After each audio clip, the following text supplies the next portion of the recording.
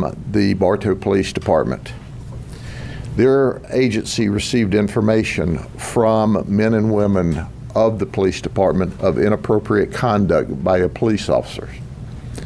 I can tell you Acting Chief Walker is a professional in every sense of the word, and so were the people that came to him and his supervisors saying, hey, this just doesn't look right.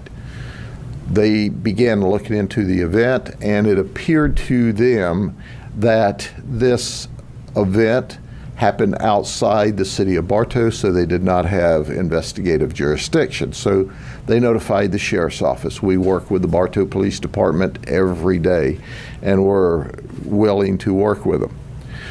What we determined is a Bartow police officer had created a relationship with 4 teenagers. They were white females. 2 of them were 18, 1 of them was 17, and 1 of them was 16. And during this relationship, we found out that 3 of our victims went to Kathleen High School, 1 went to Auburndale High School. And he took them to his house in Lake Wells. And here's the police officer, Mark Anthony Fernandez. He's 24 years of age. He started his career at the Bartow Police Department, came to the sheriff's office for a short period of time, returned to the Bartow Police Department. And this investigation unfolded. Our detectives learned that he had a video clip that he was sharing, Snapchat video, with people at the police department, and they looked at it and say, hey, these girls look underage. Hey, one of these girls that was 18 was wearing a Bartow police jacket. Well, he was not only videoing these girls in different stages of undress at his apartment, but he was directing one of the juveniles to perform a sex act on the 18-year-old. And she did. And it was recorded. And he shared it with police officers in Bartow. Then, as other videos came to light during our investigations, we had to find out who all the ladies were. We found that there was other incriminating evidence. He was providing them at this party he had at his house, and he picked them up and took them there. Marijuana gummies. That's right. Oh, you remember those marijuana gummies that are only supposed to be for medicinal purposes for people that are very sick? This police officer was providing them to a 16-year-old, 17-year-old, and 2 18-year-olds. Oh, did I tell you he was providing alcohol to them? So they were partying down, taking videos of them vaping cannabis, eating THC gummies, and drinking alcohol, all of which is is illegal under the age of 21. In addition to that, he told one of the 18-year-olds and the 17-year-olds that he gets excited sexually from choking people. So he choked the 18-year-old unconscious. Did you hear what I said? He choked the 18-year-old unconscious. She said that she allowed him to choke her. But he also choked the 17-year-old, and she said, I did not allow him to choke me, and he choked me so much that it scared me. So now we've got him having illicit sexual conduct with 2 children for his personal sexual gratification. He does that after he provides them THC gummies, alcohol, and then he has this recorded on his device and he's sharing it. So he's got a litany of criminal charges coming his way. And then, of course, there's child-related victim crimes. So you can see the long list of criminal charges. He's currently in the county jail. He's refused to resign. So I will let Acting Chief Walker talk to you about what they are doing and their piece of this. But I compliment the chief and his staff for doing the right thing. They immediately began an investigation when they heard of it, and they ultimately turned it over to us when their investigation showed that it occurred outside the city limits of Bartow. Chief? Thank you. Officer Fernandez was hired by the Bartow Police Department on 12/16 of 22 for the second time. As the sheriff said, we received information from one of our civilian employees that she had received a video. She had the ability to record the video from Snapchat and provided it to us. We had concerns about the content of the video. We attempted to identify the people in the video unsuccessfully. And that's when we got more information, heard that one of them might be as young as 15, might have gone to school in the Bartow area, so we tried to follow up on that unsuccessfully. Nobody could identify her. On an unrelated trip to Officer Fernandez's house, we recognized the background as the background in the video. From that, because it was in Lake Wales, we reached out to the Sheriff's Office for assistance, and then their investigation has found what it has found. He is on paid administrative leave right now, pending a pre-disciplinary hearing that's scheduled for Monday. You said he was hired again in December 2022? Yeah, he worked for us prior. He worked for Bartow from September 21st, 2020 till October 22 of 21, and then went to the Sheriff's Office.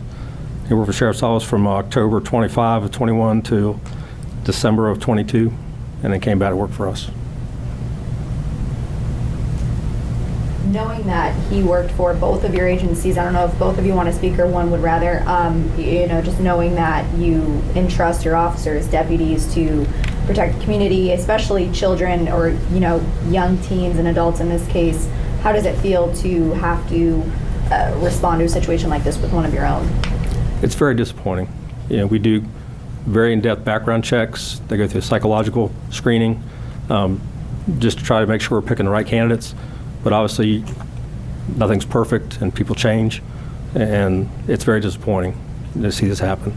We all wear this patch and this badge as, it's a sign of public trust, and it's unfortunate when somebody violates that and puts that into question for the community.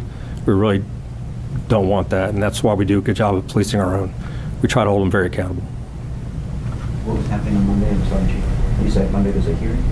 A pre-disciplinary hearing, yes, sir. Pre-disciplinary hearing. What does that mean? What does that entail? It's a right for him to be heard, due process, to hear what he has to say prior to any discipline being rendered. Under Florida State Statute 112, the Police Officer Bill of Rights, he has some rights to that, and so we have to follow through with that. Will it at that point be determined whether he'll remain on leave or be terminated? Correct. If the option is, if the decision is to terminate him, will he be paid from paid administrative leave, or will that be? I'm sorry? He's on paid administrative leave since February. If the decision is made to terminate him, does he owe that back, or is that back to him? No, it stays with him. Sheriff, how did he meet these girls? He met them online through social media, and he created a relationship with one of them, and they introduced another, and then they introduced another. They were all friends. And there was another event where they apparently went to a party in Frostproof. So we know of two events. We are still investigating the Frostproof party, but we know that he brought them specifically to his house in Lake Wales to give them mind-altering drugs, and then to engage them in different sexual behavior. And in addition to that, they were in some state of undress, some totally, some partially, as it's described to me. But quite frankly, you ask, how does it make us feel? It makes me elated to arrest him and put him in jail. This guy is a bad guy. He fooled his way into the system, and then he acted like a fool, and he got arrested. and I'm happy about that. And he was stupid enough to do it. Then he was really stupid to video it. Then he was really stupid to show it to his colleagues at work who said, time out. They're professionals. So you play stupid, stupid, stupid games, you win stupid, stupid, stupid prizes, okay? And right now, he's locked up in the county jail, so his pre-dis can be why he's in jail. That is a protocol that the police department's required to go through that's provided. That's why he's not terminated today.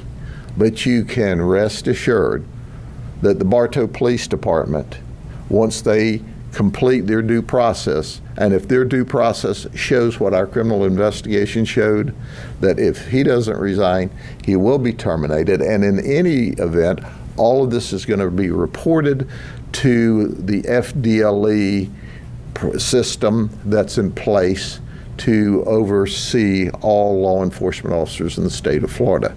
This is a bad guy. He's a deviant. And he's there with children. I mean, did you hear what I said? A 16-year-old, a 17-year-old, two 18-year-olds, and he's being stupid and crazy and out of control? Well, right now we have him in control in the jail. Have you spoken to the girls' parents? If so, what are their reactions? The investigation's underway, and those kind of conversations we don't share publicly. Do you think there could be more young women or teens that potentially had some sort of interaction with him? We have no investigative information at this time, but if there are other young ladies, teenagers that may have had an inappropriate interaction with him, we absolutely, totally want to know about it, because there's nothing warmed my heart more than to add more criminal charges to him. And they were all high school students, correct? Or? They either were attending high school or had attended high school. Some of them had dropped out.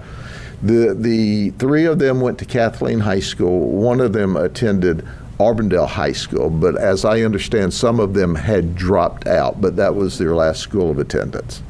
Do you know about how long he knew them for? No, it obviously, that is part of the investigation, but it started out with him chatting with one online. I think Snapchat's how they began. When did that begin? It was, do you know, Chief, it actually started before we were into it. I do not know the information on that. No. And Chief, did you say that the first video discovered was sent on Snapchat to a civilian member of the department? One of our crime scene techs, a female. Did he say anything? Has he said anything at all? He said he needed a lawyer. We agreed with him. He needs a real good one, because, you know, the lawyer can watch and wave goodbye as we load him up and send him to prison one day, because that's our goal if he's convicted. Sheriff, you said that you didn't think that they were necessarily different victims, but you did mention the second incident in Frostproof. Do you believe the same girls were there for that? We know they supposedly went to a party in Frostproof, so we're seeking any information there, and we will certainly be willing to make the appropriate charges if we can develop the evidence from that party. So, yes, we'd like to know about that as well. Sheriff, one last, maybe you mentioned this, there's a line in this news release about him going into a bedroom at his residence where the 16-year-old was, began to touch her and choke her. Yes, I mentioned that when he choked her, and he admitted that he got sexual gratification by choking people. He choked the 18-year-old unconscious, and he obtained sexual gratification from that.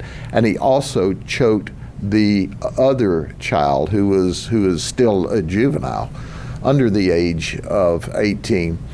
And yes, he inappropriately touched them.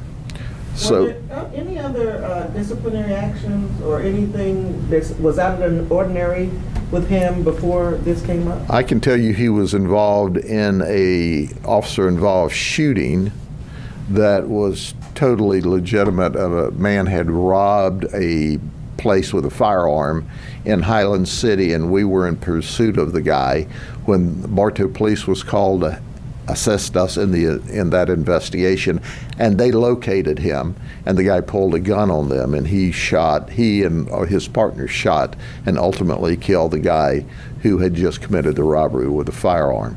But as far as disciplinary action, I'm not sure of any disciplinary action at this time. But obviously, that will be part of the follow-up investigation, and y'all may find an interest in that to see if there has been other disciplinary action. But obviously, if there was disciplinary action that had anything to do with children, kids, drinking, that we would have that today.